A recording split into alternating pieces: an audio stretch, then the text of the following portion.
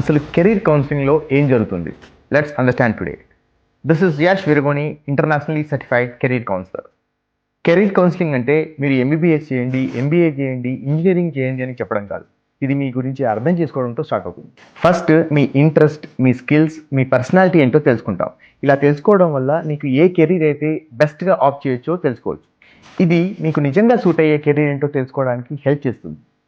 I repeat, మీకు suit అయ్యేది, మీ స్ట్రెంగ్స్కి suit అయ్యేది, మీ రిలేటివ్స్కి, ఈ సొసైటీకి ఏం కావాలో కాదు.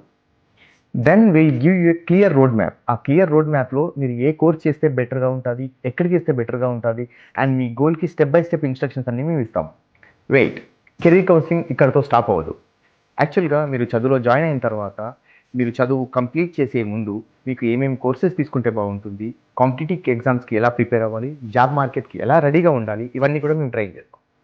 ఎందుకంటే డిగ్రీ రావడం ఒకటే సక్సెస్ కాదు, మనం అనుకున్న ఫీల్డ్లో జాబ్ రావడమే అసలైన సక్సెస్. అందుకే ఫ్లై హై కెరీర్ కౌన్సిలింగ్లో మేము కెరీర్ని గైడ్ చేయము, ఫ్యూచర్ని గైడ్ చేస్తాం. అందుకే మేము చెప్తాము, కెరీర్ కౌన్సిలింగ్ అంటే కెరీర్ కాదు, అది క్లారిటీ.